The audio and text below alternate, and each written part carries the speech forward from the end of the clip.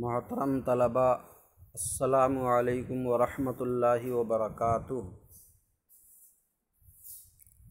بسم اللہ الرحمن الرحیم۔ الحمد للہ رب العالمین، والصلاة والسلام علی محمد سید المرسلین وعلی آلہ واصحابہ اجمعین۔ اللہم افتح علینا حکمتک وانشر علینا رحمتک یا ذا الجلال والاکرام۔ محترم طلباء، ہمارے سامنے یہ کتاب فارسی قواعد و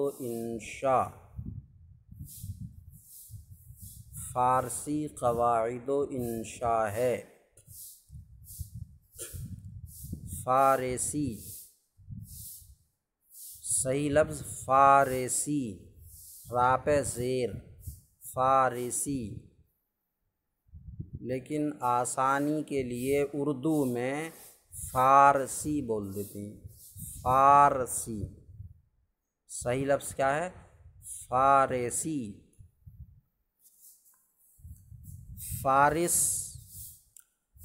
فارسی فارس والا یا فارس والی، فارس والا یا فارس والی، یا اس میں نسبت کی ہے فارسی، فارس والا یا فارس والی۔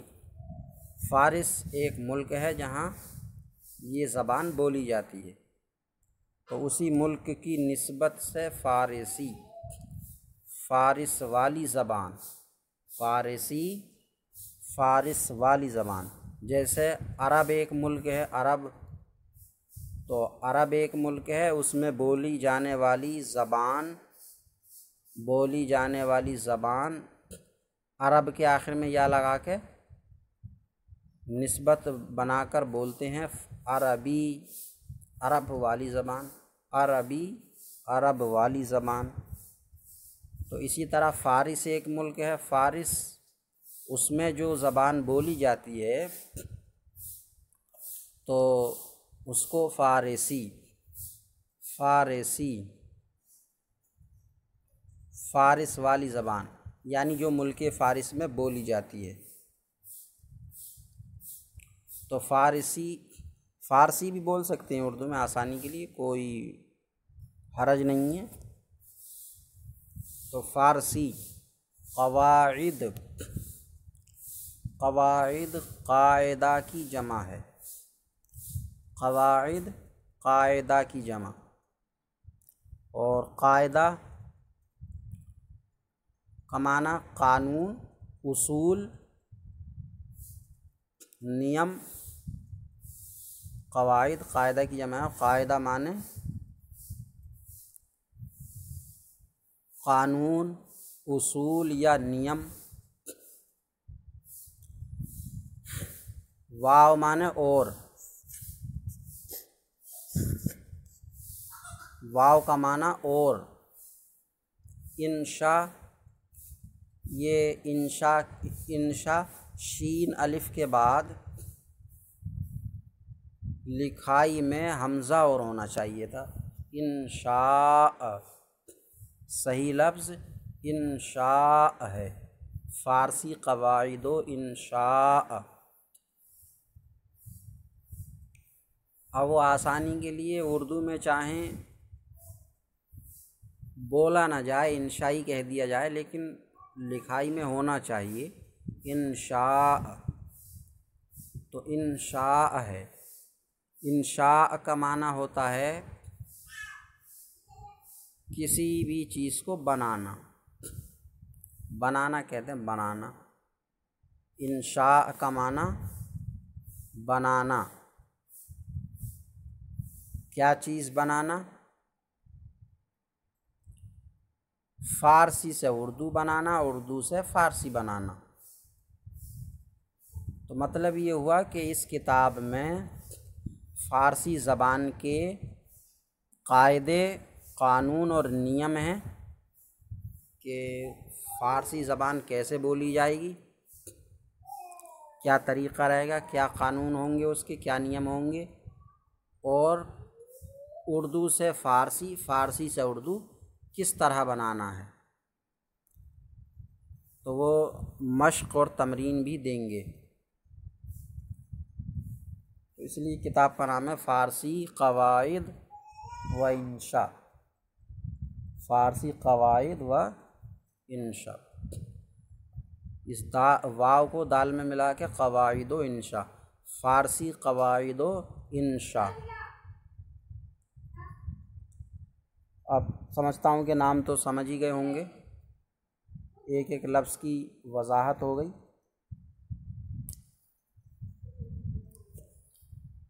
فارسی قواعد و انشاء۔ از کا معنی ہوتا ہے سے یا طرف، مطلب یہ کس کی طرف سے لکھی گئی ہے، کنہوں نے لکھی ہے یہ کتاب، تو یہ لکھی ہے مولانا اختر حسین فیضی مصباحی، فیضی مصباحی، مولانا اختر حسین فیضی مصباحی۔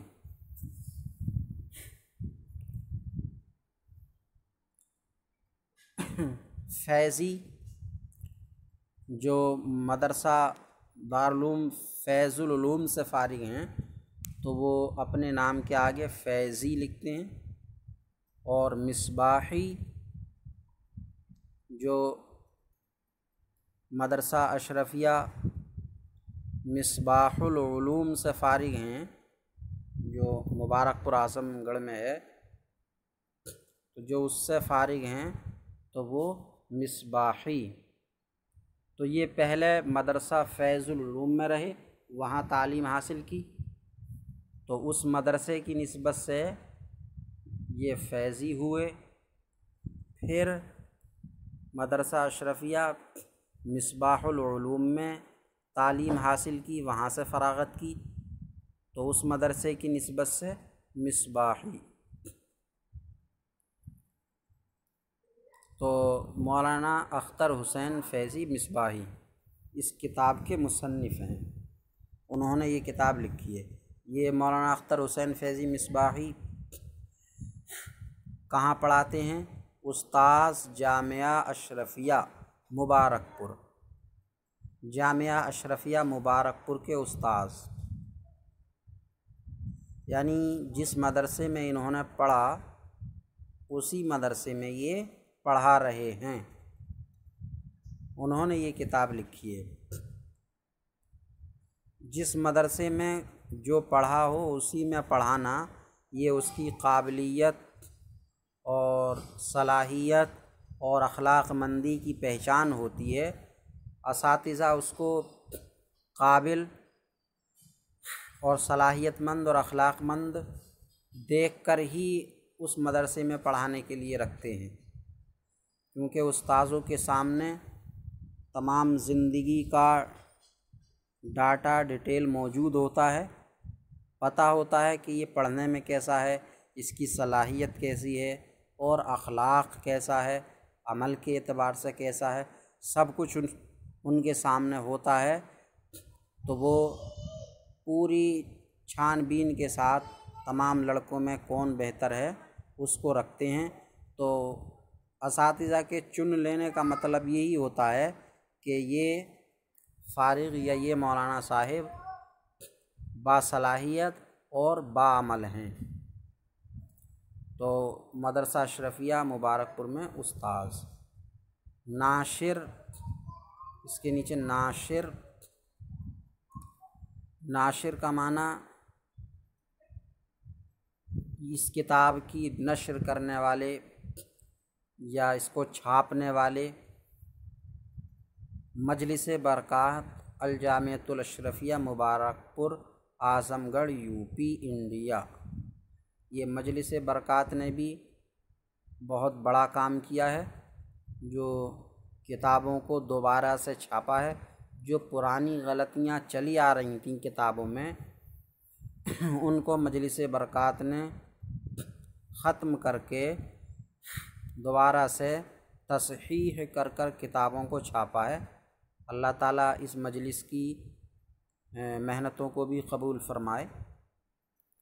اور اس کے اوپر داہنی جانب میں یہ روزہ دیکھ رہے ہیں، یہ روزہ حافظ ملت بانی مدرسہ اشرفیہ مصباح العلوم کے مزار پاک کا روزہ ہے، اور یہ ادھر بائیں جانب یہ غالباً مدرسہ اشرفیہ کا گیٹ ہے، غالباً مدرسہ اشرفیہ کا ہی گیٹ لگتا ہے۔ بہرحال تو یہ ہمارے سامنے جو بھی کچھ تھا یہ سب اس کی تفصیل ہوئی۔ درس نمبر 1 لفظ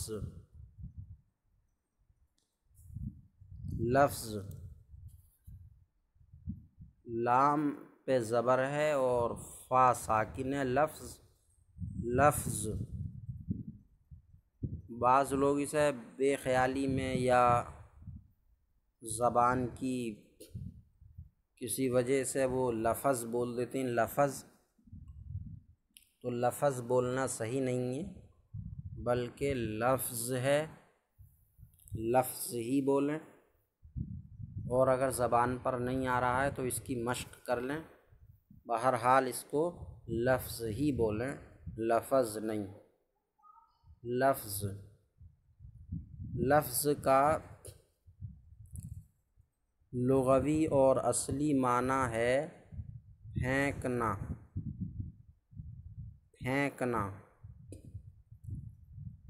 آپ نے کوئی بھی چیز پڑی ہوئی ہے، جیسے راستے میں اینٹ پتھر پڑا ہوا ہے، اس کو آپ نے ایک طرف کو پھینک دیا تو یہ لفظ ہو گیا، لفظ لغوی معنی میں۔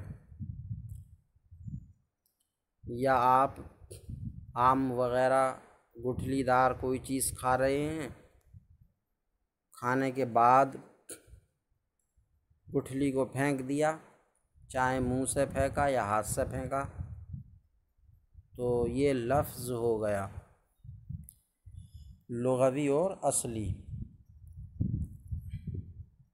اب اصطلاح میں لفظ کسے کہتے ہیں اور لفظ کی کتنی قسمیں ہوتی ہیں، کتنی طرح کا ہوتا ہے، یہ آج ہم پڑھیں گے۔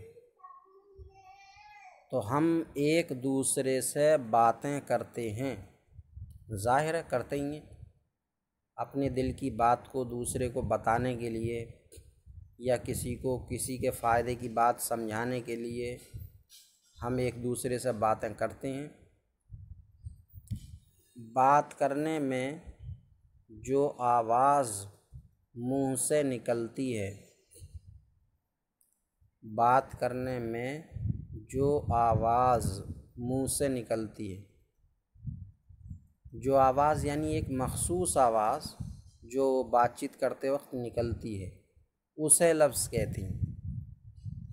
یہ نہیں کہ بات چیت کرتے وقت ہر آواز کو لفظ کہا جائے گا، مخصوص آواز جو مقصد بیان کرنے ہی کے لیے ہو، ورنہ تو اگر بات چیت کرتے کرتے اگر کھانسی آ گئی تو بات چیت کرنے میں منہ سے آواز نکلی یہ کھانسی کی، تو کھانسنے کی آواز لفظ نہیں کہلائے گی، کھانسنے کی آواز لفظ نہیں کہلائے گی،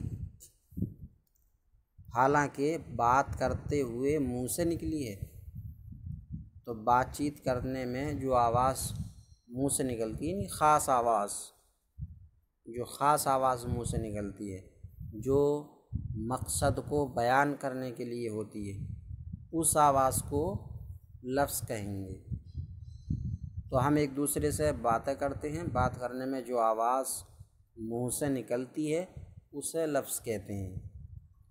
جیسے اردو میں وہ یہ لفظ ہے، کیونکہ یہ بات چیت کرتے وقت منہ سے نکلے گا کہ زید آیا اور وہ کہہ رہا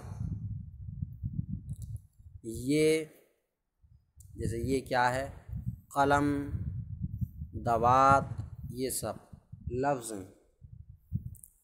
اب یہ بھی جان لینا چاہیے کہ لفظ دو طرح کے ہوتے ہیں، ایک وہ یعنی وہ لفظ، ایک وہ جس کا کچھ معنی ہو، اور ایک وہ جس کا کچھ معنی نہ ہو۔ معنی کسے کہتے ہیں؟ معنی کی کتنی قسمیں ہیں، معنی کتنی طرح کا ہوتا ہے، یہ تسہیل المصادر کے پہلے سبق میں سمجھا دیا گیا ہے، وہاں سماعت کر لیں۔ تو ایک وہ جس کا کچھ معنی ہو اور ایک وہ جس کا کچھ معنی نہ ہو، جیسے کتاب، کتاب تو یہ ایک لفظ ہے، اس کا معنی ہے، اس کا معنی کیا ہے؟ جیسے ہمارے سامنے یہی فارسی قواعد و انشاء کتاب ہے۔ وطاب یہ ایسا لفظ ہے جس کا کچھ معنی نہیں ہے، وطاب کوئی چیز نہیں ہوتی۔ روٹی، روٹی اس کا بھی معنی ہے، ایسا لفظ ہے جس کا کوئی معنی ہے۔ کیا ہے وہ معنی؟ آٹے سے سیک کر بنائی ہوئی چیز جس کو ہم کھاتے ہیں۔ اور ووٹی، ووٹی ایسا لفظ ہے اس کا کوئی معنی نہیں ہے۔ قلم، قلم ایسا لفظ ہے جس کا معنی ہے، کیا معنی ہے اس کا؟ جس سے ہم لکھتے ہیں۔ ولم یہ ایسا لفظ ہے اس کا کوئی معنی نہیں ہے، اس کا کوئی معنی نہیں ہے۔ ان مثالوں میں کتاب، روٹی اور قلم معنی دار لفظ ہیں، کیونکہ ان سے ایک چیز سمجھ میں آتی ہے۔ وطاب، ووٹی اور ولم معنی دار نہیں۔ تو اب یہ لفظ دو طرح کے ہو گئے، ایک وہ لفظ ہوا جس کا کچھ معنی ہو، ایک وہ ہوا جس کا کچھ معنی نہ ہو۔ تو اب جب لفظ دو طرح کے ہو گئے تو ان میں سے ہر ایک کا الگ الگ کچھ نام بھی ہے یا نہیں؟ ہر ایک کا الگ الگ کچھ نام بھی ہے یا نہیں ہے؟ تو نام بھی ہے ان کا۔ جب لفظ دو طرح کے ہیں، معنی دار، بے معنی دار، تو معنی دار کا الگ نام ہے اور بے معنی کا الگ نام ہے۔ تو کیا نام ہے وہ بیان کر رہے ہیں۔ اس طرح دونوں کے الگ الگ نام بھی ہیں۔ جس لفظ کا کوئی معنی ہو اس کو موضوع کہتے ہیں، جس لفظ کا کوئی معنی ہو اس کو موضوع، موضوع، میم پہ زبر، واو ساکن مو اور زواد واو پیش زو، موضوع۔ تو کتاب، روٹی، قلم یہ موضوع لفظ ہیں، موضوع۔ اور جس کا کچھ معنی نہ ہو اس کو مہمل، مہمل، مہمل، میم پیش اور ہا ساکن مہ، میم پہ پھر زبر اور لام ساکن، مہمل، میم پیش اور ہا ساکن مہ، میم پہ زبر، لام ساکن، مہمل۔ تو جس لفظ کا کچھ معنی نہ ہو اس کو مہمل۔ تو یہ اوپر ووٹی ہے، وطاب ہے، ولم ہے، تو ان کو مہمل کہیں گے، مہمل۔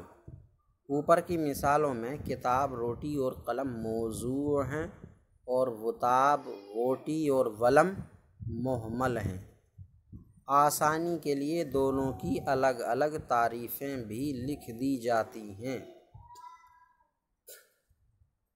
حالانکہ تعریف تو لگ بھگ ہو ہی چکی ہے، مگر اور خلاصہ اور بالکل صاف لفظوں میں کرنے کے لیے کر رہے ہیں۔ موضوع ایسا لفظ ہے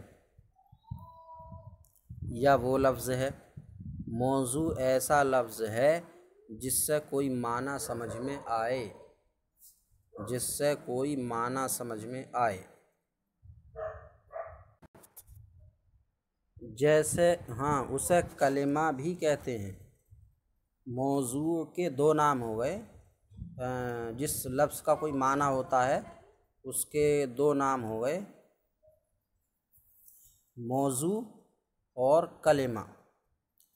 جیسے فارسی میں خامہ، رفتن، خامہ اور رفتن، تو خامہ کا بھی معنی ہے قلم، رفتن کا بھی معنی ہے جانا۔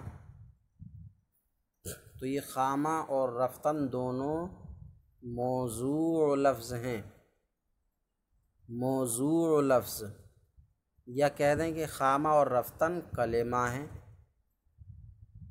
کلمہ۔ محمل، اچھا خامہ اور رفتن کے علاوہ تمام کتابوں میں سارے الفاظ موضوع ہی ہوتے ہیں، جیسے اسب، غربا، خر، یا تو، یا من، شما، سب یہ الفاظ موضوع ہیں، ان سے کوئی نہ کوئی معنی سمجھ میں آتا، کلمے ہیں یہ سب۔